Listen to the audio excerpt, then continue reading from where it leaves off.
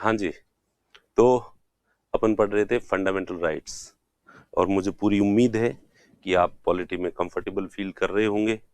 ठीक है, इसके लिए थोड़ा सा ध्यान रखिए। आप जो बेयर एक्ट है, भारत का संविधान है, उससे पहले अपने आप पढ़ने की कोशिश ज़्यादा मत कीजिए। ज़्यादा करोगे तो ये आपको थोड़ा टफ लगने लगेगा। और मैं एक बार समझा दूं, उसके बाद अगर आप पढ़ोगे तो वही चीज़ आपको बहुत सिंपल लगने लगेगी। तो हाँ, पर मैं पढ़ा रहा हूँ और उसके बाद चीज़ें सिंपल हो रही है या नहीं हो रही है, ये देखने के लिए आप एक बार ज़रूर पहले थोड़ा-सा पढ़ने की कोशिश करें, ताकि आपको वर्थ लगेगा कि ये जो कोचिंग के पैसे दिए हैं, ये यूँ ही नहीं दिए हैं। ठीक है, तो चलिए फंडामेंटल राइट्स में अपन ने अभी तक 2 क्लास जो है वो ले ली है, तो पहले मैं उनका थोड़ा-सा रिवीजन करवा देता हूँ वापस, ताकि रिवीजन ये मैं बार-बार रिवीजन इसलिए करवा रहा हूँ, ताकि आपको रिवीजन का महत्व पता चल सके। क्योंकि हम सामान्यतः नई चीज़ें पढ़ने पर ज़्यादा जोर देते हैं और पढ़ी हुई चीज़ को दोबारा पढ़ने में बहुत जोर आता है। जबकि सच में यह है कि सफल वही होता है जो चीज़ों को रिवीजन ज़्यादा करता है। और जैसा कि पिछली क्लास में मैंने बताया भी था आपको कि eat study, drink study, sleep study, बस एनी टाइम जो है चीज़ें रिवाइज होती रहनी चाहिए आपके माइंड के अंदर। तो अपन थोड़ा सा रिवीजन कर लेते हैं, तो आज से आपको भी महत्व पता चलेगा, क्योंकि मुझे पता है कि आप खुद से तो करोगे नहीं रिवीजन, इसलिए ये जिम्मेदारी भी हम ही ले लेते हैं। बस हम एक ही काम नहीं कर सकते, आपको सफल करवाने के लिए हम बाकी सब कर सकते हैं, सिवाय एक काम नहीं कर सकते कि आपके हिस्से की पढ़ाई हम कर लें। और वैसे तो मैं तपस्या कर रहा हूँ कि ऐसी सिद्धियां प्राप्त हो जाए कि जो स्टूडेंट मुझे फीस दे, उसके हिस्से की पढ़ाई भी मैं ही कर लूँ, उसके हिस्से की मेहनत भी हम ही लोग कर लें, और फिर आपको फल मिल जाए। पर आपको भी पता है कि इसके लिए कितनी तपस्या कर लो, इसमें ये सिद्धि प्राप्त होनी नहीं है, और कम से कम निकट भविष्य में तो नहीं होनी है। इसलिए आपको तो खुद को ही पढ़ना पड़ेगा। स्वर्ग देखने के लिए मरना तो खुद को ही पड़ता है। और मारवाड़ी में कहावत है, कौन दियो कौन दे भेड़ो नहीं बढ़े। यानी कि शमशान घाट में जब डेड बॉडी को ले जाते हैं तो कंधा देने वाला ज्यादा से ज्यादा उसको कंधा दे सकता है। उसके लिए रोएगा, धोएगा, दुख करेगा, क्यों चला गया, क्या कर लिया, लेकिन साथ में तो नहीं चलेगा वो। तो वैसे कि वैसे हम जो है वो आपकी मदद कर सकते हैं, आपके लिए ज्यादा मेहनत कर सकते हैं, आपको डांट सकते हैं, आपको फटकार सकते हैं, आपको बार बार सलाह दे सकते हैं, लेकिन आपके हिस्से की पढ़ाई हम नहीं कर सकते, वो तो आपको ही करनी पड़ेगी।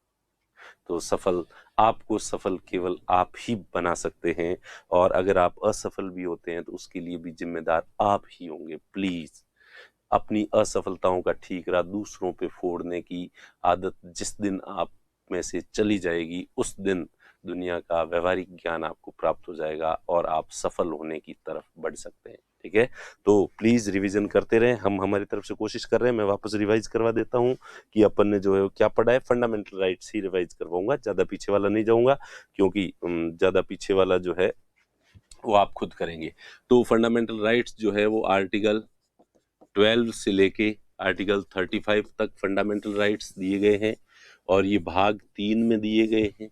हमने देखा कि इसके बाद जो है आर्टिकल 12 पढ़ा हमने, इसमें राज्य की परिभाषा, डेफिनेशन ऑफ स्टेट, राज्य की परिभाषा, जो कल की क्लास में भी मैंने एक्सप्लेन की थी कि राज्य का मतलब सामान्यतः अपने राजस्थान, हरियाणा, गुजरात, पंजाब मानते हैं, लेकिन इस भाग में ये जो पार्ट 3 है, ये जब तक पढ़ोगे और आगे कहीं पे भी किसी आर्टिकल में राज्य का उल्लेख आता है तो उसका मतलब ये नहीं होगा, ये पंजाब हरियाणा नहीं होगा। इसका मतलब संघ की विधायिका और कार्यपालिका, और राज्य की विधायिका और कार्यपालिका, और संघ और राज्य के जितने भी प्राधिकारी हैं,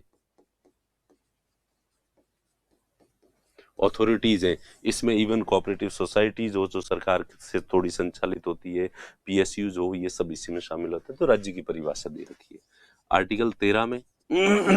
फंडामेंटल राइट्स को प्रोटेक्शन दे रखा है। आर्टिकल 13(1) में कह रखा है कि संविधान से पहले के जितने भी लॉ है, कानून है, वो फंडामेंटल राइट्स को कम नहीं कर सकते, और अगर करते हैं तो जिस हद तक कम करते हैं उस मात्रा तक ये शून्य होंगे, यानी कि पूरा कानून शून्य नहीं होगा।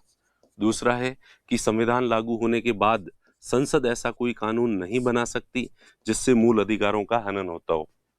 parliament can't make any law which reduces the fundamental rights.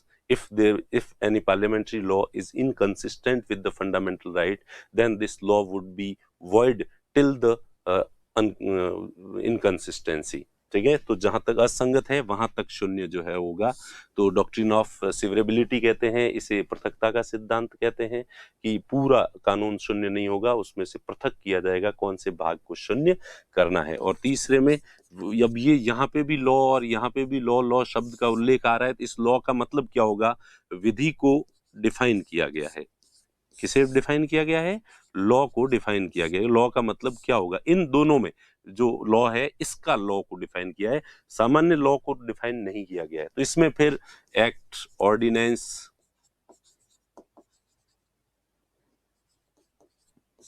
ठीक है, रूल्स, रेगुलेशंस, बायलॉज, ट्रेडिशन, ठीक है, तो ये सारी चीजें जो है वो नोटिफिकेशन, ये सब जो है वो लॉ है और इन सब से किसी से भी फंडामेंटल राइट्स को कम नहीं किया जा सकता। और चौथे में दिया गया है कि जो आर्टिकल 368 के तहत अमेंडमेंट किया जाता है, संशोधन किया जाता है, तो वो इस लॉ की डेफिनेशन में नहीं आएगा। संविधान संशोधन जो अधिनियम होगा, कॉन्स्टिट्यूशन अमेंडमेंट एक्ट होगा, वो लॉ नहीं काउंट होगा। यानी कि तो इसका मतलब सीधा हो जाता है कि संविधान संशोधन से फंडामेंटल राइट्स को कम किया जा सकता है, ऑर्डिनरी लॉ से फंडामेंटल राइट को कम नहीं किया जा सकता। और उसके बाद अपन ने देखा था, कल पढ़ा था, पिछली क्लास में ही अपन ने पढ़ा था आर्टिकल 14। तो आर्टिकल 14 से आर्टिकल 18 तक जो है राइट टू इक्वलिटी, समता का अधिकार जो है वो दिया गया है, फंडामेंटल राइट जो है वो दिया गया है। और आर्टिकल 14 में दिया है रूल ऑफ लॉ, विधि का शासन, रूल ऑफ लॉ, विधि का शासन, इसकी दो डेफिनेशन जो है वो दी गई, equality before law and equal protection of law, विधि के समक्ष समता और विधि का समान संरक्षण। इक्वलिटी बिफोर लॉ ये नकारात्मक व्याख्या करता है, जबकि ये पॉजिटिव इंटरप्रिटेशन करता है। ये कहता है कि विधि किसी के साथ जो है वो भेदभाव नहीं करेगी, कोई भी व्यक्ति कानून से बड़ा नहीं है, नहीं शब्द आता है यहाँ पे, जबकि इसमें है कि विधि युक्ति संगत भेदभाव करेगी, रीजनेबल डिस्क्रिमिनेशन किया जा सकता है, सम इक्वल जो कंडीशंस होती है उसमें इक्वल ट्रीट जो है वो किया जाएगा, जो असमान जो स्थितियां होती है उसमें जो है वो समान व्यवहार नहीं किया जाएगा। और ये यूके से लिया गया है, जबकि ये यूएसए से लिया गया है। विधि के समक्ष समता, विधि का समान संरक्षण, equality before law and equal protection of law. और फिर इसके कुछ एक्सेप्शंस, अपवाद बताए थे मैंने, जैसे राष्ट्रपति का बताया था, राष्ट्रपति और गवर्नर, राज्यपाल। कौन सा आर्टिकल? 300। आर्टिकल 361 में जो दिया गया है कि राष्ट्रपति और राज्यपाल पद के कर्तव्यों का निर्वहन करते हैं, अपने कर्तव्यों का निर्वहन करते हैं, जब वो अपनी ड्यूटी ओबे करते हैं तो ड्यूटी के लिए वो किसी के प्रति जवाबदेह नहीं है, आंसरेबल नहीं है। दूसरा, इनके विरुद्ध जो है वो आपराधिक, क्रिमिनल केस आरंभ नहीं किया जाता, इनके खिलाफ आपराधिक मुकदमा जो है वो दर्ज नहीं किया जा सकता, कार्रवाई जो है वो नहीं की जा सकती, इनको जेल में नहीं डाला जा सकता, गिरफ्तार नहीं किया जा सकता। और सिविल जो केस है उसमें इनको जो है वो 2 महीने का नोटिस दिए बिना सिविल कार्रवाई भी शुरू नहीं की जा सकती। तो एक तो ये था। दूसरा था आर्टिकल 361A, जिसमें कोई भी अगर पब्लिश करता है संसद की कार्रवाई, सही कार्रवाई, तो उसके विरुद्ध भी कोई कार्य नहीं किया जा सकता।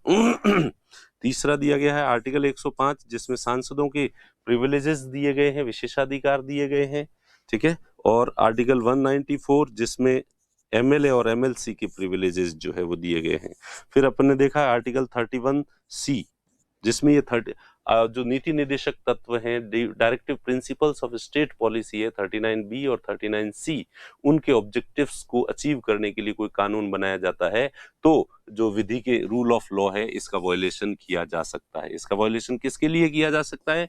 39B and 39C। अब ये 39B क्या है, 39C क्या है, ये आगे पढ़ेंगे जब अपन वहां पहुंचेंगे, आर्टिकल 39 तक पहुंचेंगे, तब डीपीएसपी जब पढ़ेंगे तब पढ़ेंगे। और इसके साथ ही अपन देखा कि जो विदेशी जो डिप्लोमेट्स वगैरह होते हैं, विदेशी अगर शासक यहाँ पे कोई आए हुए हैं तो उनके ऊपर रूल ऑफ लॉ, भारतीय कानूनों के तहत कार्रवाई, वो कुछ कोई अपराध कर देते हैं, गलती कर देते हैं तो उनके खिलाफ नहीं होगी। यूएनओ और उसकी जो एजेंसीज हैं, तो अब आपके दिमाग में आएगा कि भाई ये क्यों ऐसा। तो ये यूएनओ ने पूरे विश्व में जो है परमिशन ली अपने सभी सदस्य देशों से, और जेनेवा कन्वेंशन जो हुआ था उसके तहत, जेनेवा या वियना जो हुआ था, जिसमें विभिन्न देशों ने आपस में जो है वो पैक्ट किया था। क्योंकि कुछ देश ऐसे होते हैं जैसे इस्लामिक कंट्रीज होती है, वहां सजा के प्रावधान बहुत ज्यादा कठोर होते हैं। तो इस वजह से कि भाई देखो, हमारे जो नागरिक हैं उनको, हमारे जो अधिकारी हैं वो आपके वहां आएंगे तो आपके कानून के तहत जो है उन्हें सजा नहीं दी जाएगी, बल्कि हमारे खुद के कानून के तहत दी जाएगी। इसे एक्स्ट्रा टेरिटोरियल राइट्स कहते हैं। इस शब्द के, इसके लिए कौन सा शब्द यूज होता है? Extra territorial rights. तो वैसे ये शुरुआत उस समय हुई जब ईस्ट इंडिया कंपनी और ये विदेशों में व्यापार करने के लिए जाते थे, तो वो वहाँ के शासक से जो है ये स्पेशली परमिशन जो है वो मांगते थे कि जैसे ब्रिटिशर्स और फ्रांसीसी भारत में आए थे, तो यहाँ के जो भी लोकल शासक होते थे उनके राज्य में अपनी फैक्ट्री कारखाना लगाते थे, तो सबसे पहले तो वो फैक्ट्री या कारखाना लगाने की अनुमति लेते थे। एग्जाम ये फला जगह पे हम फैक्ट्री कारखाना लगा दो। फिर वो थोड़ा और अपना प्रभाव उत्पन्न करके और उनसे उन्हें ये कन्विंस करते थे कि हमारे लोग हमारे इस क्षेत्र के अंदर अगर कोई भी अपराध करते हैं तो प्लीज देवताओं आप वाले कानून से इन्हें सजा न दी जाए, इनको हम हमारे कानून के तहत सजा देंगे। क्यों? क्योंकि हमारे वाले कानून तो ऐसे थे, कोई चोरी कर दे हाथ काट दो, ठीक है। हालांकि ये अपने वाले कानून नहीं थे, ये मुस्लिम कानून थे, जो उस समय मुस्लिम शासन था, तो इसलिए ज्यादातर जगह तो वही कानून जो है चलते थे। इधर उधर बुरी नजर से देखे आंख फोड़ दो, कम तोलता है मांस काट दो उसके शरीर का। तो इस तरह के कानून जो है ये कठोर बर्बर जो है सजा दी जाती थी। तो इसलिए इन कंपनियों की ये कोशिश रहती थी कि इस तरह के बर्बर कानूनों का प्रयोग उनके नागरिकों के लिए नहीं हो, तो इसलिए वो एक्स्ट्रा टेरिटोरियल राइट्स जो है वो लेते थे। चलिए, तो इसलिए अभी भी कई देश ऐसे हैं जहां पे इस तरह के कानून हैं, तो इसलिए चलो भारत में तो ठीक है कानून, लेकिन अभी कई ऐसे देश हैं, पिछड़े हुए देश, जहां पे इस तरह के बर्बर कानून जो है वो हैं।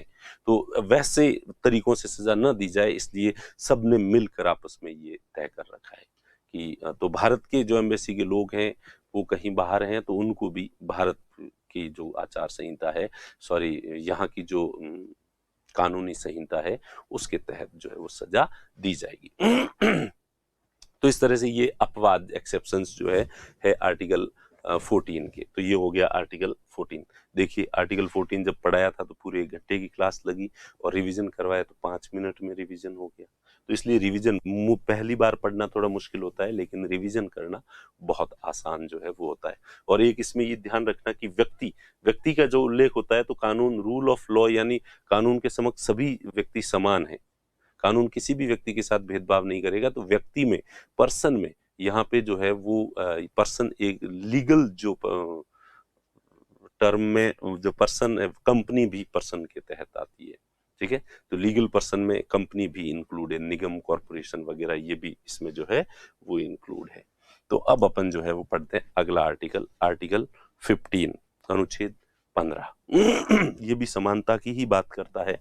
और आर्टिकल 15 जो है ये कहता है कि भेदभाव नहीं किया जाना चाहिए, डिस्क्रिमिनेशन जो है वो नहीं किया जाए, कुछ आधारों पर भेदभाव का निषेध, prohibition of discrimination on certain grounds. तो सर्टेन ग्राउंड्स किन किन आधारों पर जो है वो भेदभाव किया जाता है? तो जैसे कि सबसे पहला, ये 15 में कई सारे भाग हैं, तो 15 आर्टिकल जो 15 है, 15 जो 1 है, इसमें दिया गया है कि राज्य किस आधार पर, धर्म, रिलीजन, मूल वंश, रेस, जाति, लिंग व जन्म स्थान, ये 5 चीजें हैं। 1, 2, 3, 4 और 5 फिक्स है। State shall not discrimination on the ground among the citizens. State shall not discriminate among the citizens on the ground of religion, race, caste, sex and birthplace. तो इन 5 आधार, ये कितनी चीजें होगी? 5। इन 5 आधारों पर जो है वो राज्य किसी तरह का भेदभाव नहीं करेगा। हाँ, दूसरे आधार पर कर सकता है। सेना में भर्ती करना है तो हाइट के आधार पर डिस्क्रिमिनेशन किया जा सकता है। आरएस में भर्ती करना है लोगों को तो एजुकेशन के आधार पर कि जो ज्यादा कम से कम ग्रेजुएशन होनी चाहिए, तो और जिसने ग्रेजुएशन नहीं किए उसको मौका नहीं दिया जाएगा। तो दूसरे आधार पर हो सकता है, लेकिन ये जो 5 आधार है, इस आधार पर जो है वो डिस्क्रिमिनेशन नहीं किया जाएगा। स्टेट नहीं करेगा, राज्य नहीं करेगा। और दूसरी बात ध्यान रखना, यहाँ नागरिकों की बात की गई है। आर्टिकल जो 14 था, इससे पहले पढ़ा था, उसमें सिटीजन्स टर्म नहीं थी, यानी कि वो जो रूल ऑफ लॉ वाला जो अधिकार है, वो जो भारत के नागरिक नहीं है, बल्कि कोई विदेशी पर्यटक है, यहाँ घूमने के लिए आया है, तो उसके लिए भी कानून बराबर होगा, समान होगा। कानून उसको भी समानता का दर्जा देता है, भारतीय नागरिकों को और विदेशियों को भी है। लेकिन ये फंडामेंटल राइट जो है विदेशी नागरिकों को उपलब्ध नहीं है। ये केवल अब विदेशी कोई आए और के मैं आरएस का फॉर्म भरूंगा तो उसको परमिशन नहीं दी जाएगी। ये अधिकार केवल किसके लिए है? नागरिकों के लिए है। तो state shall not discriminate among the citizens on the ground of religion, race, caste, sex and birthplace. State shall not discriminate among the citizens on the ground of religion, race, caste, sex and birthplace. तो इन आधारों पर भेदभाव नहीं किया जाएगा। उसके बाद ये दूसरा है, दूसरे में कहा है कि निजी जो शिक्षण संस्था, निजी संस्थाएं हैं, जैसे स्प्रिंग बोर्ड एकेडमी है,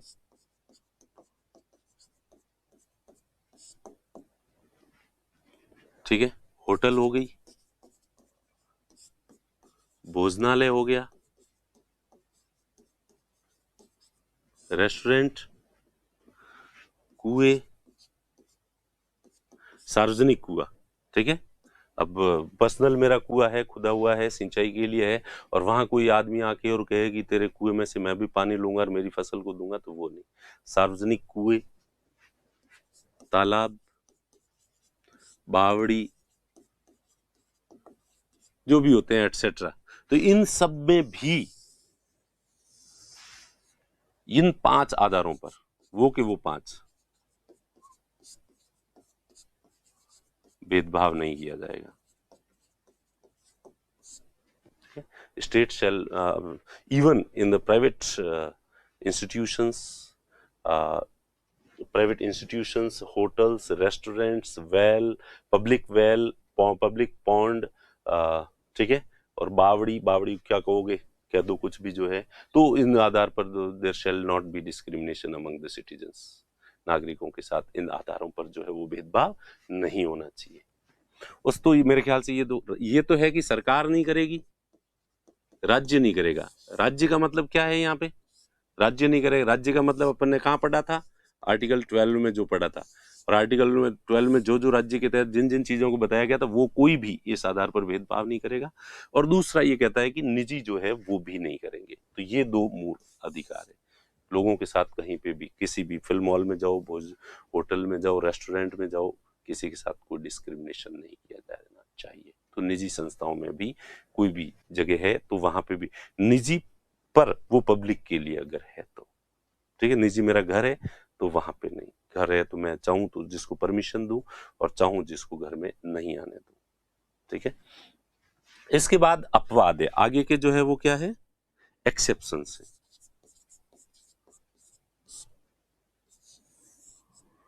ठीक है। तो अपवाद में तीसरे नंबर पे जो है अपवाद है कि महिलाओं और बच्चों के लिए, महिलाओं व बच्चों के लिए, विमेन एंड चिल्ड्रन के लिए जो है राज्य विशेष योजनाएं और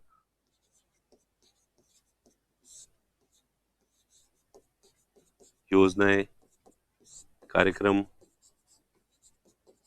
जो है शुरू कर सकते हैं। क्योंकि चूंकि महिलाएं और बच्चे समाज के थोड़े से पिछड़े हुए जो है वो सेक्शंस हैं, इनकी स्थिति इतनी सही नहीं है, इनके वेलफेयर के लिए state can make special schemes and programs for the welfare of women and children, ठीक है। तो अब ये फिर इसमें कोई पुरुष करे, जैसे कि जननी सुरक्षा योजना शुरू कर दी सरकार ने कि जो भी गर्भवती महिलाएं होंगी उनकी सुरक्षा के लिए ये फैसिलिटी दी जाएगी।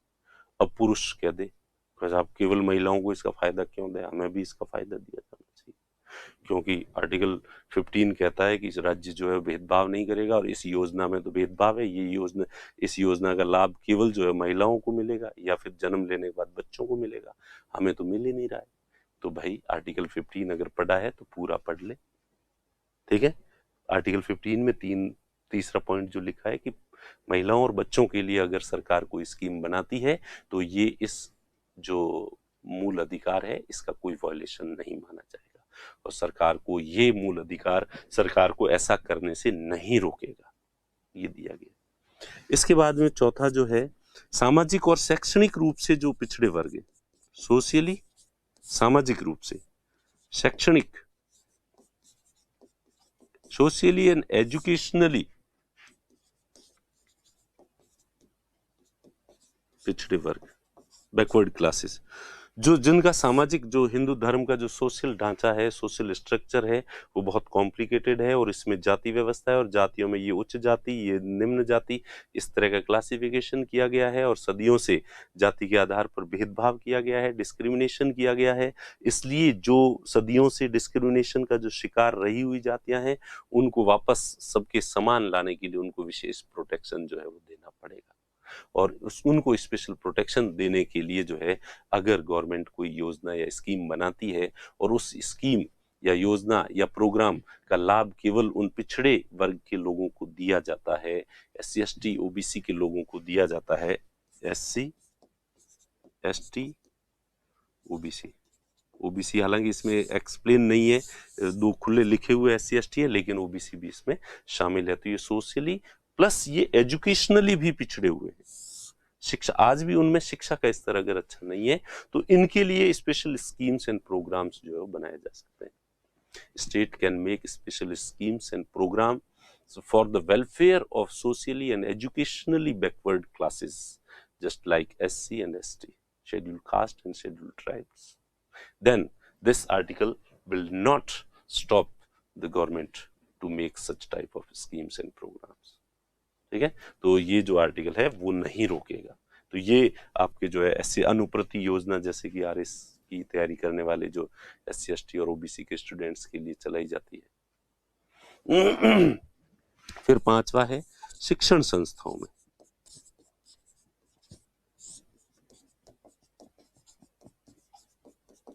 जो एजुकेशनल इंस्टीट्यूशंस हैं, मेडिकल कॉलेज है, इंजीनियरिंग कॉलेज है, IITs है, तो ये जो शिक्षण संस्थाएं हैं इनमें जो है इनके लिए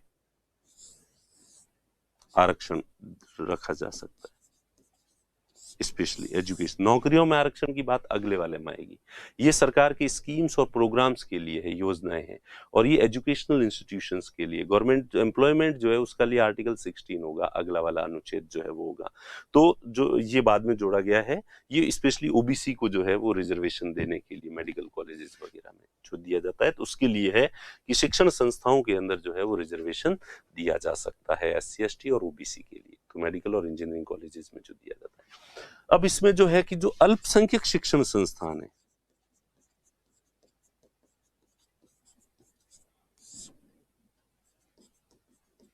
माइनॉरिटीज की जो एजुकेशनल इंस्टीट्यूशंस हैं उनमें ये रिजर्वेशन नहीं होगा। उनको छोड़ के अन्य जितने भी, भले सरकारी हो भले निजी हो, सरकारी और निजी दोनों में दिया जाता है। गवर्नमेंट एंड प्राइवेट जो है वो दोनों में रिजर्वेशन दिया जा सकता है। सरकार जो है रिजर्वेशन की लिमिट तय कर सकती है, लेकिन जो माइनॉरिटीज के लिए है उनमें ये रिजर्वेशन नहीं होगा।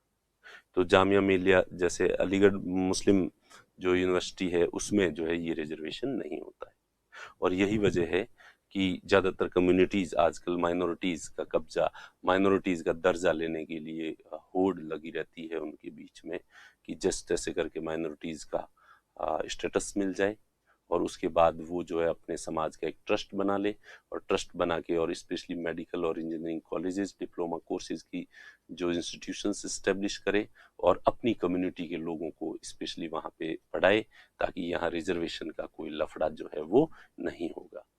प्लस जो माइनॉरिटीज के जो संस्थान होती है और इनकी जो भी संपत्ति होती है उसको सरकार बाकी सबकी जो संपत्ति होती है उसका राज्य अधिग्रहण कर सकता है, उसको जो है वो एक्वायर कर सकता है और उसके बदले में सरकार जितना चाहे इतना कंपेंसेशन दे दे, या सरकार चाहे नहीं देना तो नहीं दे। लेकिन माइनॉरिटीज की जो इंस्टीट्यूशंस होते हैं, अगर उस संपत्ति को गवर्नमेंट एक्वायर करेगी तो जितनी उसकी मार्केट प्राइस है उतना पूरा कंपेंसेशन देना पड़ेगा, बिना दिए गवर्नमेंट उसे एक्वायर नहीं। तो इस तरह के कुछ फायदे होते हैं। तो इसीलिए जो है कर्नाटक में चुनाव होने थे तो उससे पहले कांग्रेस ने वहाँ वो कौन सा संप्रदाय है जो शैव धर्म, शैव संप्रदाय है, नाम में स्लिप कर रहा है इस समय, तो लिंगायती संप्रदाय जो है तो उनको जो है वो माइनॉरिटी का स्टेटस दे दिया, जबकि वो शंकर भगवान के उपासक है। बसव ने लिंगायत संप्रदाय का स्थापना की थी और कर्नाटक में इनकी संख्या बहुत ज्यादा है और कांग्रेस ने उनको राजी करने के लिए उनको माइनॉरिटी का स्टेटस दे दिया। जैन जो कि इतने सालों से हिंदू धर्म के अंदर ही घुले मिले हुए थे, अब वो भी धीरे धीरे सभी राज्यों में उन्होंने भी जो है माइनॉरिटी का दर्जा प्राप्त कर लिया है। तो और भी हिंदुओं के बहुत सारे ऐसे संप्रदाय हैं। उसके बाद तो लिंगायती संप्रदाय को जब ये माइनॉरिटी का स्टेटस मिला तो बाकी भी कई ऐसे संप्रदाय हैं जो अपने आप को अलग दिखाना चाहते हैं और माइनॉरिटी का स्टेटस लेना चाहते हैं ताकि उनको ये बेनिफिट्स जो है वो मिल सके। वरना अजीब देखिए, हर कोई जो है वो मेजोरिटी के साथ जुड़ना चाहता है कायदे से, लेकिन भारत एक ऐसा देश है जिसमें शायद मेजोरिटी को कोई ज़्यादा बेनिफिट्स नहीं है, इसीलिए हर कोई माइनॉरिटी का स्टेटस लेना चाहता है। तो इसका मतलब माइनॉरिटीज के लिए ये देश स्वर्ग है, मुझे ऐसा लगता है। अगर माइनॉरिटीज के लिए बुरा होता तो कोई भी अपने आप को माइनॉरिटी नहीं कहलाना चाहता, और इवन जो हिंदू धर्म है जो मेजोरिटी में है उसकी जो संप्रदाय है वो भी अपने आप को अलग दिखाना चाहते हैं और माइनॉरिटी बनना चाहते हैं। तो इसका मतलब माइनॉरिटी बनने में फायदा तो है। तो इस देश में ऐसा कुछ भी नहीं है कि भाई मेजोरिटी का कोई ज्यादा आतंक है, प्रभाव है और वो माइनॉरिटीज को दबाने की कोशिश कर रहा है। ये ऐसे उदाहरणों से ये थोड़ा सा क्लियर जो है वो होता है। ठीक है, उसके बाद ये आर्टिकल जो आर्टिकल 15 का जो छठा भाग है, इसे बाद में जोड़ा गया 103वें संविधान संशोधन 103 कॉन्स्टिट्यूशन अमेंडमेंट के द्वारा। कौन सा संविधान संशोधन? 103, 103वां जो संविधान संशोधन है, उससे 101वें से जीएसटी जोड़ा गया था। 102वां जो संविधान संशोधन था, इससे ओबीसी को जो है वो बाकायदा ओबीसी कमीशन को जो है वो कॉन्स्टिट्यूशनल बॉडी डिक्लेयर किया गया था। पहले वो एक लीगल बॉडी थी, तो एससी कमीशन, एसटी कमीशन की तरह अब ओबीसी कमीशन भी कॉन्स्टिट्यूशनल बॉडी जो है वो 102वें संविधान संशोधन 103 से जो है इकोनॉमिकली वीकर सेक्शन ईडब्ल्यूएस जो है वो उनके लिए किया गया था। तो उनके लिए ईडब्ल्यूएस के लिए जिस तरह से ये है सामाजिक सेक्शन, इनके लिए जैसी स्कीम्स बनाई जा सकती है और एजुकेशनल इंस्टीट्यूशन में रिजर्वेशन दिया जा सकता है, तो वैसे वैसे इनके लिए भी योजनाएं बनाई जा सकती है और शिक्षण संस्थाओं में इनके लिए भी। तो कुल मिला के अब सारे के सारे रिजर्व क्लास में हैं, इसलिए किसी से ये कहने की जरूरत नहीं है कि ये तो रिजर्वेशन वाले हैं। रिजर्वेशन तुम भी, रिजर्वेशन जो कहता है वो भी रिजर्वेशन वाला है। अब तो सभी धर्म, सभी जातियां, सभी लोग सब रिजर्वेशन वाले हैं, सब बराबर है। ठीक है, ईडब्ल्यूएस से। तो इकोनॉमिकली वीकर सेक्शन, आर्थिक रूप से पिछड़े जो वर्ग हैं उनके लिए सरकार योजनाएं बना सकती है, उनके लिए शिक्षण संस्था में रिजर्वेशन दिया जा सकता है। तो ये है आर्टिकल जो है वो 15। तो मेरे ख्याल से ये आर्टिकल हो गया। अब इसको वापस एक बार देख लेते हैं। देखें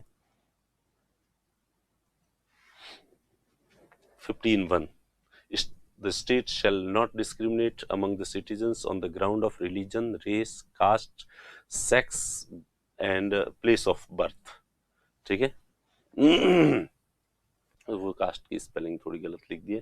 ठीक है, ठीक है। उसके बाद जो है निजी संस्थाओं, होटल, भोजनालय, सार्वजनिक कुएं, बावड़ी, तालाब, मंदिर आदि स्थानों पर धर्म, मूल वंश, जाति, लिंग और जन्म स्थान के आधार पर कितनी चीजें हैं? 5, 1, 2, 3, 4 और 5 के आधार पर भेदभाव नहीं किया जाएगा। There shall be no discrimination on the ground of religion, race, caste, sex and place of birth at private institutions, hotels, restaurants, public well, ponds, bathing ghats and temples. ठीक है, तो मंदिर वगैरह में जो है, तो कहीं पे भी ये मंदिर प्रवेश को लेके जो है जो आंदोलन चलते हैं और महिलाओं को जो है वो मंदिर में प्रवेश नहीं दिया जाता है, इस तरह के माहौल सनसनीखेज जो है वो बनते हैं, तो वो वाला जो है वो कौन सा आर्टिकल है, आर्टिकल 15 है। तो इस पे भी अगर आपका कोई प्रश्न हो तो वो आप अपनी जो लाइव सेशन हो उसमें आप प्रश्न पूछना, मैं शायद उसका जवाब जो है वो अच्छे से आपको दे दूंगा। ठीक है, तो इसके बाद जो है फिर आर्टिकल 3 है, महिलाओं और बच्चों हेतु विशेष योजनाएं कार्यक्रम बनाए जा सकते हैं। तो ये दो तो है फंडामेंटल राइट्स, और बाकी वाले हैं एक्सेप्शंस, अपवाद हैं। उसके बाद जो है सामाजिक और शैक्षणिक रूप से जो SC/ST के लोग हैं, OBC के लोग हैं, उनके लिए विशेष योजनाएं कार्यक्रम बनाए जा सकते हैं, तो और वो बनाए जाते हैं तो इस मूल अधिकार का वायलेशन नहीं माना जाएगा। और इसके बाद सामाजिक और शैक्षणिक रूप से पिछड़े व शिक्षण संस्थाओं में रिजर्वेशन दिया जा सकता है। सरकारी और निजी दोनों प्रकार के शिक्षण संस्थाओं में आरक्षण हो सकता है, लेकिन अल्पसंख्यक शिक्षण संस्थाओं में आरक्षण नहीं हो सकता। ये क्लियर जो है वो, reservation can be given in educational institutions for socially and educationally backward classes. There may be reservation in both government and private educational institutions, but reservation cannot be given in minority educational institutions। तो ये मैं आपको समझा ही चुका हूँ। और उसके बाद है इकोनॉमिकली, आर्थिक रूप से जो पिछड़े वर्ग हैं उनके लिए विशेष योजनाएं कार्यक्रम बनाए जा सकते हैं। 103 व constitution amendment, special schemes and programs can be made for economically backward sections, जो है economically weaker sections, EWS। 103 constitution amendment से ये किया गया है। तो ये है आर्टिकल 15। तो एक बार पॉज करके और आर्टिकल 15 के ये जो 6 पॉइंट है, 1, 2, 3, 4 और 5 और 6, इनको एक बार फिर से मन में रिवाइज करें और इन्हें लिखने की कोशिश करें, और उसके बाद अगले आर्टिकल में पहुंचे। और जब ये श्योर हो जाए कि आर्टिकल 15 आपने बहुत अच्छे से पढ़ लिया है, याद कर लिया है, तब आप जो है वो अगले आर्टिकल में पहुंचेंगे। तो देखिए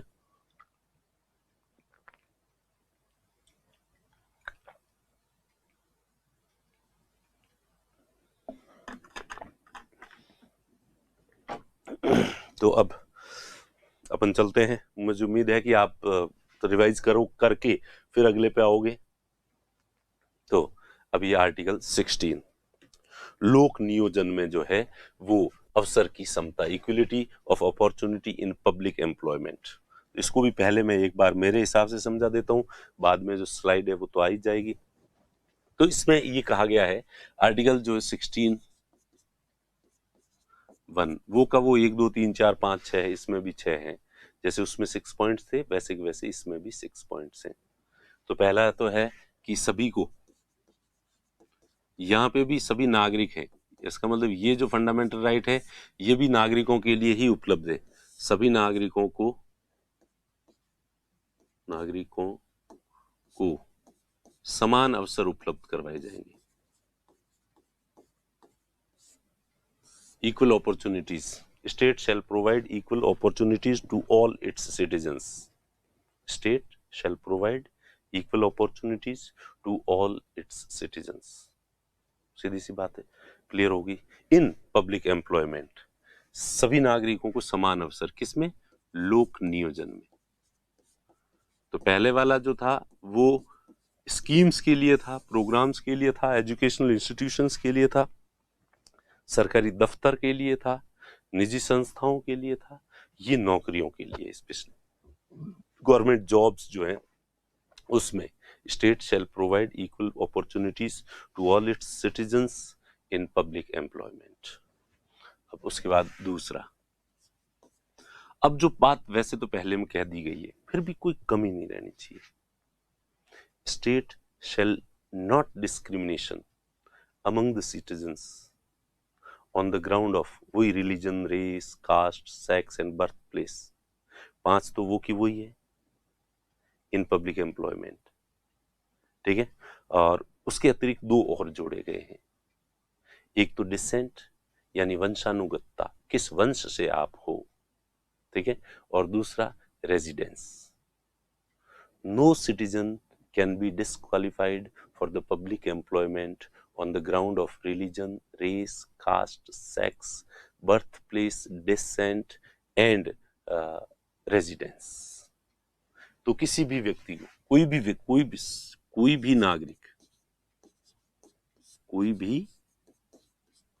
नागरिक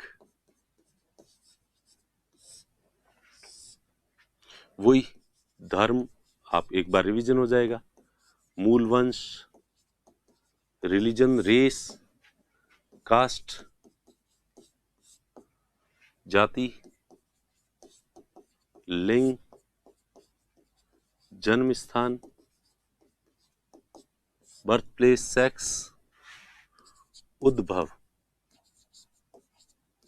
या इसको वंशानुगतता, डिसेंट कहेंगे अपन, ठीक है, वह निवास के आधार पर अयोग्य नहीं होगा, अयोग्य नहीं होगा। कोई भी किसी को भी जो है इन 7 आधार पर, religion, race, caste, sex, birth place, descent, दोनों एक ही है, उद्भव को या वंशानुगतता, और निवास, तो ये 7 आधारों पर किसी भी व्यक्ति को अयोग्य घोषित नहीं किया जा सकता सरकारी नौकरी के लिए, बाकी किसी आधार पर अयोग्य घोषित किया जा सकता है। तो ये थोड़ा एक्सप्लेन कर दिया। पहले वाले में सिंपल बात कही कि सबको इक्वल अपॉर्चुनिटीज दी जाएगी सिटीजन्स को, और किसी भी सिटीजन को इन 7 आधारों पर डिस्क्वालीफाई नहीं किया जा सकता। इन 7 आधारों के अतिरिक्त अन्य किसी आधार पर डिस्क्वालीफाई किया जा सकता है। तो मेरे ख्याल से ये 2 चीजें होगी। तो इसमें भी जो है ये जो 2 है, ये तो है फंडामेंटल राइट्स। अब इसके बाद शुरू होते हैं अपवाद, जैसे कि पिछले अधिकार तो यही है, उसके बाद अपवाद है, एक्सेप्शंस। अब अपवाद क्या क्या है सर? तीसरे में दिया है कि संसद जो है या राज्य, संसद जो है, जो किसी राज्य या यूनियन टेरिटरी, जो यूटी है, राज्य या यूटी में ऐसा लगता है कि यहाँ ये थोड़ा सा पिछड़ा हुआ है, तो वहां की जो लोकल जॉब्स हैं, जो स्थानीय नौकरियां हैं, स्थानीय नौकरियों के लिए निवास की बाध्यता रख सकती है कि जो इस राज्य में निवास कर रहा है वही व्यक्ति इस नौकरी के लिए योग्य होगा। निवास की बाध्यता रख सकते हैं। संसद जो है वो किसी राज्य या यूनियन टेरिटरी के स्थानीय जो लोकल जॉब्स है उनमें लोकल रेजिडेंट होने की कंपल्सन या जो कंडीशन जो है वो रखी जा सकती है। Parliament can make the condition of local residence for the local jobs of any state and union territory। तो किसी भी राज्य या यूनियन टेरिटरी केंद्र को लगता है कि ये पिछड़े हुए हैं और यहाँ दूसरे राज्यों के लोग आके यहाँ फॉर्म भर देते हैं, चूंकि ये पिछड़े हुए हैं, ये प्रतिस्पर्धा नहीं कर सकते और इस वजह से यहाँ की जो लोकल जॉब्स हैं उनमें दूसरे राज्यों के लोग ज्यादा आ रहे हैं, तो वहाँ पे स्थानीय जो राज्य है वहां की निवास वहीं का होना चाहिए, निवासी बोनाफाइड वहीं का होना चाहिए, वही वहां पे आवेदन कर सकते हैं। ऐसी कंडीशन संसद जो है वो रख सकती है। तो फिर ये जो इसमें दिया था ना कि निवास के आधार पर किसी को अयोग्य नहीं है, तो फिर उस राज्य के अंदर या यूनियन टेरिटरी में निवास के आधार पर भी किसी व्यक्ति को डिस्क्वालीफाई किया जा सकता है। तो ये सिंपल सी बात है। ये अगली वाली जो बात है, ये वापस इसमें जो कहा गया है कि सामाजिक और सोशली जो पिछड़े वर्ग, इतने सामाजिक सोशली लिखा ही नहीं है इसमें, तो पिछड़े वर्ग ही लिखा है। पिछड़े वर्ग को डिफाइन पिछले वाले आर्टिकल में कर दिया गया है। पिछड़ा वर्ग बैकवर्ड जो क्लास है, जो कि अपन देखा SC ST OBC के लिए जो बात की गई है, तो पिछड़ा वर्ग, और अगर इसकी सरकारी नौकरियों में पर्याप्त, राज्य को ऐसा लगता है कि इनका नौकरियों में इनका पर्याप्त प्रतिनिधित्व नहीं है, these sections do not have sufficient representation in government jobs. Government jobs में सफिशिएंट रिप्रेजेंटेशन अगर इनका नहीं है, नौकरियों में पर्याप्त प्रतिनिधित्व नहीं है,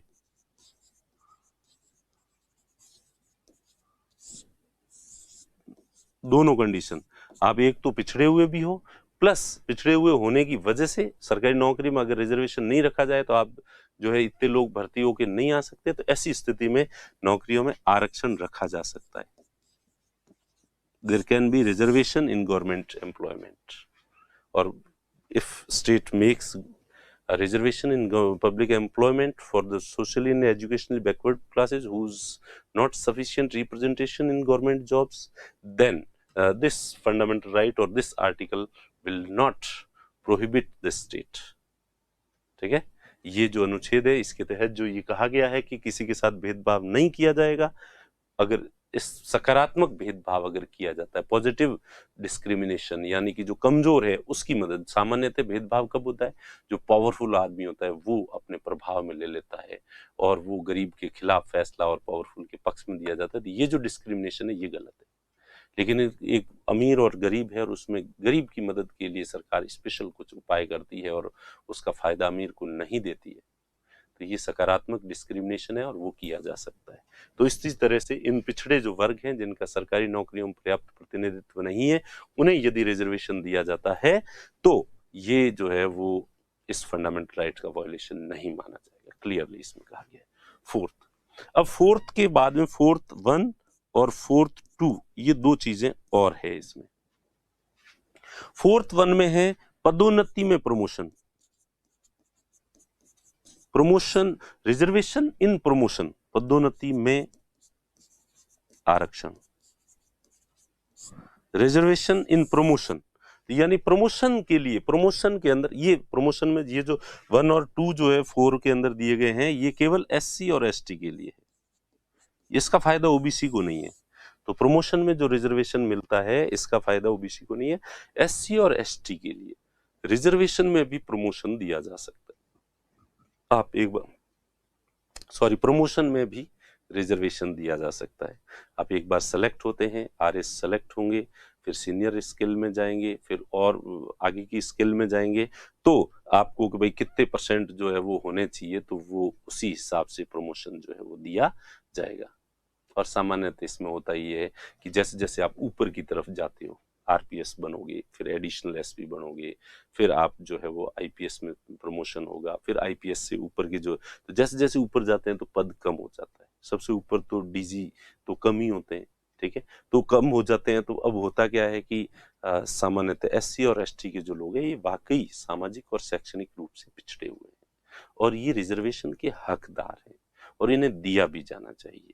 मेरा व्यक्तिगत जो मानना है वो ये है।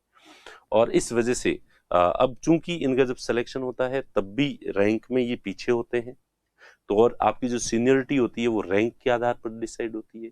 आपके आरएस की एग्जाम में जो है फर्स्ट रैंक पे आएगा वो आपके बैच में सबसे ज्यादा सीनियर होगा, सेकंड रैंक वाला उसके बाद होगा। तो चूंकि वो सीनियरिटी में उस तरह से पीछे होते हैं, तो जो ऊपर वाली पोस्ट होती है वहां तो वो कभी पहुंच ही नहीं सकते, इसलिए प्रमोशन में भी जो है वो कितने डीआईजी के पद है, कितने एडीजी के पद है, तो उसमें इतने परसेंट ये जो है वो होने चाहिए, इसलिए प्रमोशन में भी रिजर्वेशन दिया जा सकता है। यह आर्टिकल 16 का जो चौथा पॉइंट है उसका जो पहला पॉइंट है उसमें बताया गया है। उसके बाद इसमें कहा गया है बैकलॉग, ये भी एससी एसटी के लिए है। बैकलॉग, अगर कोई वैकेंसी आई और उसमें पर्याप्त एससी और एसटी की वो मिनिमम क्वालिफिकेशन पूरी नहीं कर पाए और पूरी सीटें नहीं भरी गई एससी और एसटी की, तो अगली बार सरकार जो है उन सीटों को भरने के लिए रिजर्वेशन की लिमिट बढ़ा सकती है या फिर एक एक्सक्लूसिव अलग से वैकेंसी निकाल सकती है जिसमें 100% बैकलॉग को भरने का ही प्रावधान हो। तो ऐसे में बैकलॉग भरने के लिए सरकार यदि कोई वैकेंसी निकालती है तो जो 50 इंदिरा साहनी केस में सुप्रीम कोर्ट ने जो 50% रिजर्वेशन की लिमिट बना रखी थी उस लिमिट से ज्यादा हो सकती है, वो लिमिट यहाँ काम नहीं करेगी और पूरी 100% सीट्स जो है वो एससी एसटी के लिए रिजर्व हो सकती है। लेकिन किसके लिए? बैकलॉग को पूरा करने के लिए। पुरानी जो रिक्तियां हैं, खाली स्थान है एससी एसटी के, उनको भरने के लिए जो वैकेंसी निकाली जाती है उसमें 50% की लिमिट जो है उसमें बाधा नहीं बनेगी और ऐसी वैकेंसी निकाली जा सकती है जिसमें 100% पद एससी और एसटी के लिए आरक्षित हो। ऐसा बिल्कुल हमारे कॉन्स्टिट्यूशन में लिखा हुआ है। आर्टिकल 16 का जो चौथा भाग है, उस चौथे भाग का जो दूसरा पॉइंट है उसके अंदर लिखा हुआ है। तो अब यहां तक तो हो गया। अब उसके बाद जो है आर्टिकल 16 का 16 पहला देख लिया, दूसरा देख लिया, तीसरा देख लिया, चौथा देख लिया और चौथे के बाद में 1 और 2 भी देख लिए। अब ये 5वां भाग देख रहे हैं। इसमें है कि धार्मिक संस्थाएं,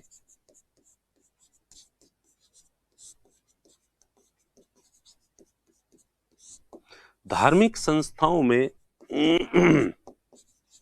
आरक्षण की बात की गई है। रिजर्वेशन इन रिलीजियस इंस्टीट्यूशंस, और धार्मिक संस्थाएं जिनका काम ही उस धर्म का विकास विस्तार करना है। तो जैसे कि अपन लें कि कोई मंदिर है और इस मंदिर को सरकार ने अपने नियंत्रण में ले लिया। अब इस मंदिर के अंदर काम करने के लिए जो मंदिर के एम्प्लॉइज का सिलेक्शन किया जाएगा, और उसमें भी स्पेशली वैसे वाले काम जो कि पूजा पाठ और इस तरह की चीजें हैं, या उस मंदिर का प्रोत्साहन प्रमोशन करना, तो वो पद जो है वो केवल हिंदुओं के लिए आरक्षित रखे जा सकते हैं। क्योंकि अब चूंकि धर्म मंदिर है तो वो तो आस्था का प्रश्न है, और हिंदू धर्म का प्रचार, उस मंदिर का प्रचार प्रसार वही करेगा जो हिंदू होगा। तो जिस इस्लामिक अगर संस्था है तो उस संस्था में जो पद होंगे वो केवल मुसलमानों के लिए ही आरक्षित रखे जा सकते हैं, मुस्लिम संस्था है तो। और अगर हिंदू संस्था है और उस संस्था का उद्देश्य हिंदू धर्म का प्रचार प्रसार करना है, हिंदू धर्म की जो मान्यताएं हैं उनको इम्प्लीमेंट करना है, तो फिर ऐसे में किसी ईसाई को या मुस्लिम को उसमें देखे कोई मतलब नहीं है। तो ये आर्टिकल 16 का जो 5वां पॉइंट है ये कहता है कि सरकार धार्मिक जो संस्थाएं होती है उसमें उसी धर्म के लोगों के लिए स्थान रिजर्व कर सकती है। तो ये रिजर्वेशन रखा जा सकता है। ऐसा नहीं कि भाई इसमें ये धर्म के आधार पर डिस्क्रिमिनेशन क्यों किया जा रहा है, क्योंकि ये आस्था का विषय है। जिस धर्म की संस्था है उसी धर्म के लोगों को वहां लगाया जाना चाहिए, इसमें क्या आपत्ति हो सकती है। उसके बाद जो है आर्टिकल 16 का जो 6 पॉइंट है वही ईडब्ल्यूएस के लिए है। इकोनॉमिकली वीकर सेक्शन के लिए 10% आरक्षण। ईडब्ल्यूएस में जो अन्य आरक्षित वर्ग हैं, उन आरक्षित वर्गों के अतिरिक्त बाकी जितने भी समाज के वर्ग हैं, आरक्षित वर्ग इसमें शामिल नहीं है। एससी, एसटी और ओबीसी के तहत जो लोग आते हैं वो ईडब्ल्यूएस के तहत नहीं आ सकते, भले वो उनकी आर्थिक स्थिति सही नहीं है तो भी वो अपने ही वर्ग में रहेंगे। जिस तरह से एससी का व्यक्ति ओबीसी की कैटेगरी में फॉर्म नहीं भर सकता, एससी का व्यक्ति एसटी में नहीं भर सकता, एसटी का व्यक्ति एससी में नहीं भर सकता, एससी एसटी के ओबीसी में नहीं भर सकते, उसी तरह से एससी, एसटी और ओबीसी ये तीनों वर्ग जो है ईडब्ल्यूएस में नहीं आएंगे। इनको छोड़ के बाकी भले जितने मुस्लिम हो गए, ईसाई हो गए, बौद्ध हो गए, ठीक है, बौद्ध तो खैर इसमें भी इंक्लूड हो जाते हैं, तो वो जो हो गए, या जनरल कैटेगरी में जितने भी जो लोग आते हैं, उनमें जो आर्थिक रूप से जो पिछड़े हुए हैं वो लोग इसके लिए आवेदन, वो इस कैटेगरी में आएंगे। उनके लिए भी रिजर्वेशन दिया जा सकता है, कितना भी दिया जा सकता है, लेकिन वो रिजर्वेशन 10% से ज्यादा नहीं होगा। तो इस तरह से ये हो गया आर्टिकल 16। तो मेरे ख्याल से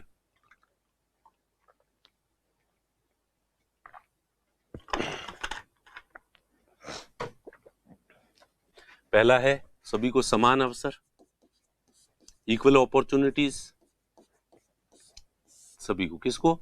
नागरिकों को। एक भी बात किसकी है? नागरिकों की है। किसमें?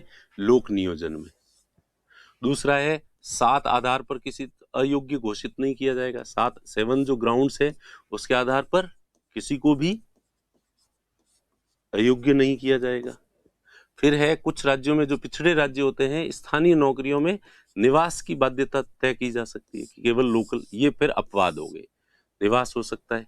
फिर एससी, एसटी और ओबीसी का आरक्षण की बात की गई है, रिजर्वेशन देने की बात की गई है सरकारी नौकरियों में, अगर इनका पर्याप्त प्रतिनिधित्व नहीं है। इसमें पदोन्नति की बात की गई है, प्रमोशन में आरक्षण दिया जा सकता है, किसको? एससी और एसटी को। इसमें बैकलॉग की बात की गई है, पुरानी जो रिक्तियां हैं उनको भरने के लिए।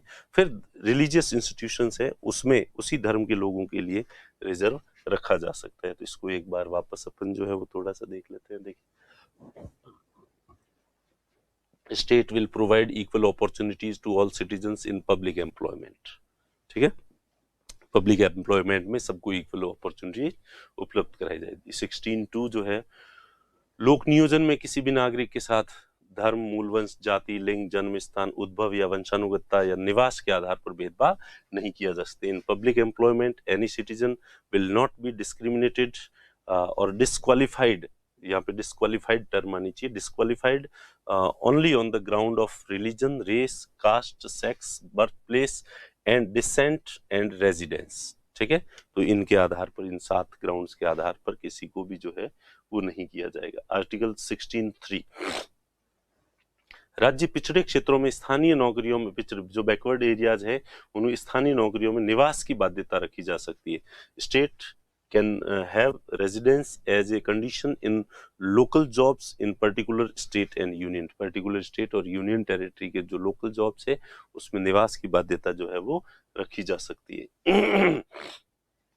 सोशली और शैक्षणिक रूप से जो पिछड़े वर्ग हैं उनको सरकारी नौकरियों में यदि पर्याप्त प्रतिनिधित्व नहीं है तो उनके स्थान आरक्षित रखे जा सकते हैं। सोशली एजुकेशनली जो बैकवर्ड क्लासेज हैं, गवर्नमेंट जॉब्स में उनका सफिशिएंट रिप्रेजेंटेशन नहीं है तो some seats can be reserved for them. इसमें कोई लिमिट नहीं है कि कितने % रिजर्वेशन जो है वो होगा। फिर आर्टिकल 16(4)(a) पदोन्नति में आरक्षण, reservation in promotion, and 16(4)(b) backlog भरने में 50% से अधिक आरक्षण, मोर देन 50% रिजर्वेशन इन बैकलॉग फाइलिंग। और उसके बाद धार्मिक संस्थाओं में उसी धर्म के लिए स्थान आरक्षित किए जा सकते हैं। Posts can be reserved for the same religion in religious institutions. Religious institution में उसी रिलीजन के लिए, सेम रिलीजन के लिए रिजर्व किए जा सकते हैं। Reservation for the economically weaker sections 103 से जो है इसे जोड़ा गया है। तो इस तरह से ये हो गया आर्टिकल 16।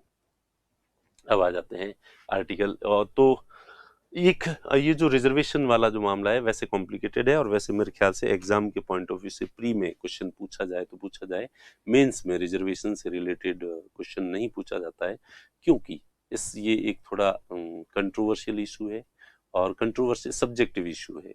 जो जिस कैटेगरी का है वो उस कैटेगरी का समर्थक है, सबके अपने अपने पूर्वाग्रह हैं, सबके अपने अपने बायसनेस हैं, सबकी अपनी अपनी मान्यताएं हैं। तो इसलिए प्लीज आप लोग भी, सोशल मीडिया हो या अपने फ्रेंड सर्किल हो, इस टॉपिक पे ज़्यादा चर्चा करने की ज़रूरत नहीं है। इस टॉपिक पे जितनी भी ज़्यादा चर्चा होगी समाज में बिखराव जो है वो बढ़ेगा, और इसीलिए ये बात मेरे ख्याल से यूपीएससी और आरपीएससी भी मानती है। इसलिए इंटरव्यू में या मुख्य परीक्षा में आपसे इस तरह का कोई प्रश्न जो है वो नहीं पूछा जाएगा कि रिजर्वेशन सही है या गलत है। और चूंकि इस तरह की चीज़ नहीं पूछी जाएगी तो हमें भी इस पचड़े में ज़्यादा नहीं पढ़ना है। और जो लाइव क्लास हो उसमें भी प्लीज़ इससे रिलेटेड क्वेश्चंस अगर आप नहीं पूछें तो ज़्यादा ठीक है। क्यों अपनी एनर्जी वेस्ट करनी एक ऐसे टॉपिक पे जिस पे हमें पता है कि एग्जाम में क्वेश्चन नहीं आएगा, और फालतू में, और इन बातों का कोई मतलब भी नहीं है। इस पे आपके क्या विचार है, उसके क्या विचार है, क्या फर्क पड़ता है किसी से भी। ठीक है, तो मेरे ख्याल से वो वाली बात। हाँ, पर ये जो रिजर्वेशन दिया गया था ओबीसी को, तो इसको न्यायालय के अंदर जो है वो चैलेंज किया गया था, चुनौती दी गई थी कि ये गलत दिया गया है, और इसलिए सुप्रीम कोर्ट ने जो फैसला सुनाया था उस केस का नाम है इंदिरा साहनी केस 1992। तो 1992 में सुप्रीम कोर्ट ने फैसला दिया था और इस फैसले का नाम इंदिरा साहनी केस था। और इसमें जो है वो दो बातों के लिए ये केस जाना जाता है। एक तो सुप्रीम कोर्ट ने कह दिया कि भविष्य में इस तरह सरकारें जो है रिजर्वेशन ज्यादा से ज्यादा देती रहेगी तो रिजर्वेशन बहुत ज्यादा हो जाएगा, इसलिए भविष्य में 50% से ज्यादा रिजर्वेशन नहीं दिया जा सकता। तो रिजर्वेशन की मैक्सिमम लिमिट जो है वो 50% तय कर दी गई सुप्रीम कोर्ट के द्वारा, इससे ज्यादा नहीं दिया जाएगा। और इसके साथ ही ओबीसी में क्रीमी लेयर का कंसेप्ट जो है वो दिया गया कि ओबीसी में जो सक्षम लोग हैं, जो आर्थिक दृष्टि से बहुत अच्छी जगह हैं, या जो खुद ओबीसी रिजर्वेशन जो ओबीसी के हैं और जो सरकारी नौकरी में आगे हैं, आईएएस आया, आईएएस, आरएस, आरपीएस, आईपीएस या जो भी फर्स्ट ग्रेड गजेटेड ऑफिसर की जो जॉब है वो अगर किसी ने ज्वाइन कर ली है 41 साल की उम्र से पहले पहले अगर कोई व्यक्ति गजेटेड ऑफिसर बन गया है तो फिर उसके बच्चों को क्रीमी लेयर में माना जाएगा और उनको भविष्य में रिजर्वेशन का लाभ नहीं दिया जाना चाहिए, ताकि दूसरे जो ओबीसी के लोग हैं उनको रिजर्वेशन का लाभ दिया जा सके। तो ये क्रीमी लेयर की व्यवस्था जो है केवल ओबीसी में है, एससी एसटी में नहीं है। और इसलिए कुछ लोग कहते हैं कि एससी एसटी में भी क्रीमी लेयर की व्यवस्था होनी चाहिए। नहीं, एससी एसटी में अभी क्रीमी लेयर की व्यवस्था लागू नहीं की जानी चाहिए, क्योंकि एससी और एसटी वाकई में सामाजिक रूप से और शैक्षणिक रूप से पिछड़े हुए हैं। और अभी जब क्रीमी लेयर की व्यवस्था नहीं है तब भी अपने बैकलॉग की बात की, बहुत सारी वैकेंसीज ऐसी होती हैं जिसमें अभी भी उनकी रिक्तियां पूरी ही नहीं हो पाती है। तो और फिर कई जगह जो है उनकी कट ऑफ बहुत कम जाती है, ऐसी प्रोफेशनल जो पद होते हैं उन पे भी। तो इस वजह से चूंकि अभी उनमें शिक्षा की बहुत कमी है, इसलिए उनमें क्रीमी लेयर को लागू नहीं किया जा सकता, और अगर किया जाएगा तो उनके ज्यादातर पद जो है वो रिक्त रहेंगे। तो इस वजह से न्यायालय ने भी नहीं किया है, और वैसे भी आपके भी ऐसे दुराग्रह जो है वो नहीं होने चाहिए। तो इंदिरा साहनी केस में दो बातें, रिजर्वेशन की मैक्सिमम लिमिट 50% हो सकती है, और ओबीसी में क्रीमी लेयर को रिजर्वेशन का लाभ नहीं दिया जाना चाहिए। तो ये जो है वो किया गया है इसमें। अब कुछ लोगों का ये प्रश्न होगा अगेन कि फिर जब इस केस में सुप्रीम कोर्ट ने ये कह दिया है और फिर भी इकोनॉमिकली वीकर सेक्शन के लिए जो है वो रिजर्वेशन दे दिया गया है, तो फिर ये तो सुप्रीम कोर्ट के वर्डिक्ट था, तो सुप्रीम कोर्ट के वर्डिक्ट को तो कई बार संसद जो है वो धज्जियां उड़ाएगी, आप रात दिन देखते ही हैं, और ये संसद के लिए हमेशा का काम है। और पर भविष्य में फिर भी इस रिजर्वेशन को जो है सुप्रीम कोर्ट में चैलेंज किया जाएगा और किया गया है, और इस पे सुप्रीम कोर्ट अपनी क्या ओपिनियन देता है ये तो आने वाला समय ही बताएगा, और सुप्रीम कोर्ट ही बताएगा कि ये सही है या गलत है, क्योंकि जुडिशियल रिव्यू का अधिकार उसके पास ही है। तो वो अपन उन पे ही छोड़ देते हैं, इसलिए अपन इस टॉपिक पे चर्चा नहीं करेंगे।